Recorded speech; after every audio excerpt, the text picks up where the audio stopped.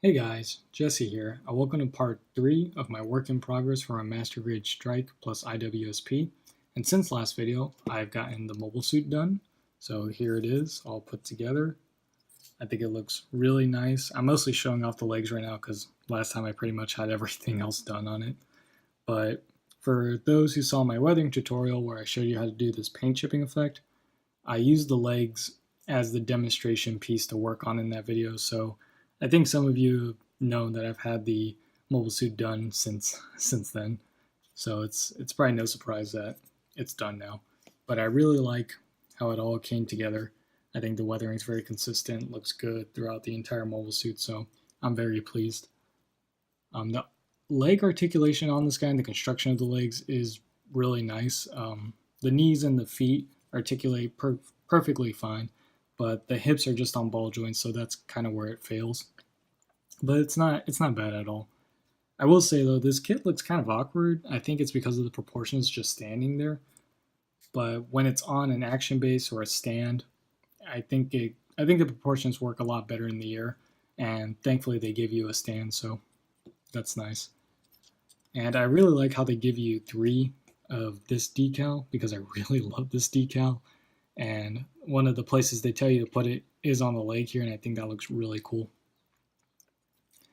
And for those of you who saw my unboxing video, you'll know that I said I wasn't sure how I'd feel about the size of these feet, and let's just say I'll cover it in my review, my final review of this, about how much I like or dislike the size of these feet. So I'll just save that for the full review and talk more about that later. And what I've also got done are most of the weapons. So here's the beam rifle. This camera piece came clear, and I just threw some clear blue on there to make it accurate. This actually middle bar part is supposed to be gray, but I kind of like it all clear, or all clear blue like that. I think that looks actually pretty cool. This beam rifle is very simple. It's just 6 parts: that clear piece, this scope, this barrel, 2 pieces sandwiched around this piece, and that's it. So that means there's going to be a seam line going down the entirety of this beam rifle. But as you can see, I've cleaned up mine, and all that took was a little bit of thin cement and my seam line removal tutorial. Shameless self promotion. But anyways, yeah, that was very easy to clean up. It's a lot of flat surfaces, so nothing wrong. Also, in my unboxing video, I said that I wasn't sure if I would like the size, the proportions of this beam rifle. It just looked kind of stout to me in every direction. But now that I've built it, it's fine. The proportions are perfectly fine. It's thick and it fits the mobile suit just fine. I will say that I don't know what it is, but I'm not like 100% pleased with the weathering on this. I think it's because there's not as many details on this beam rifle as I'd like, but it's to be expected with this Master Grade. And funnily enough, there's only one decal, and it says beam rifle. That's it. Pretty minimal. Next, I've got the shield, and as you can see, I did absolutely nothing to it. Didn't even panel line it.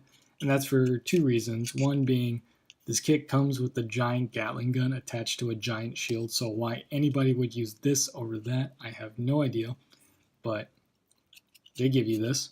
And the other reason is because they only give you one connection piece here to go into the back of the arm. As you can see, it's not on this because you either have to use it on this shield or the giant Gatling gun shield. So, but they tell you to build this in the manual, but they never show you in the manual how to connect it to the mobile suit, and they never show in the manual the mobile suit holding this. So it's kind of weird that they tell you to build this.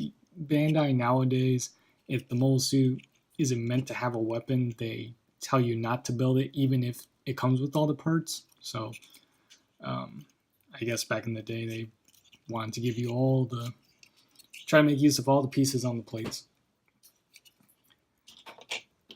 Next, I've got the Grand Slam here. This is such a cool weapon. I love this weapon. I repainted the white blade here using Tester's Diamond Dust, which I have right here. Just threw some spray on there and then did a bit of dry brushing with a grime that I have. Actually, I have it on the side here. I use this. This is MIG's. engine grind. It actually came in this set for making scratched like paint chip effects.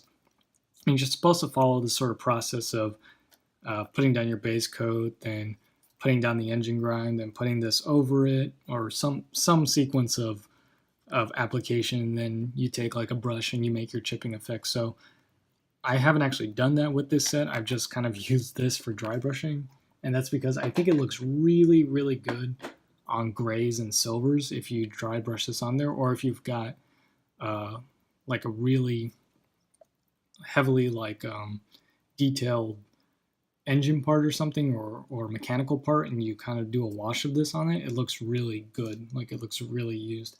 I use this on my Y-wing to kind of give the surface detail more depth.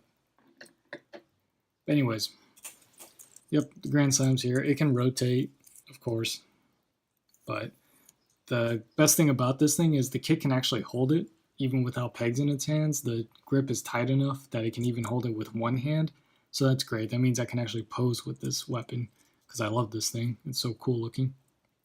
Yep, there's the Grand Slam. And I also built the two other anti-ship swords. These actually go on the I.W.S.P. I decided to build these just because I was going to build the Grand Slam, and since I was repainting this blade, I decided I might as well repaint these two blades. They were all on the same runner. So I actually really like these weapons more than I thought I would. I think it's because every review that I've seen of this kit and pictures, no one has ever painted the blades. And I think painting the blades really, really improves the look of these weapons, because having an all-white blade looks kind of weird. The kit can also hold these just fine. The grip is tight enough, and so that means I can probably do some pretty cool poses with these, because, again, I like these a lot more than I thought I would. But yeah, something kind of strange, and it might just be because of the paint. I can't really get this 100% attached on. I don't want to push too hard in fear of breaking it, but it'll do. But yep, those are all the weapons that I have done. That's everything I have done now, and now I get to build that giant backpack. Oh, and the Gatling gun.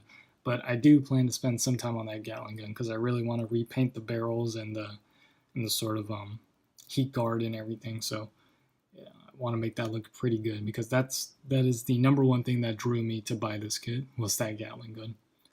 Well, thank you guys for watching, and I'll see you guys next time. Bye bye.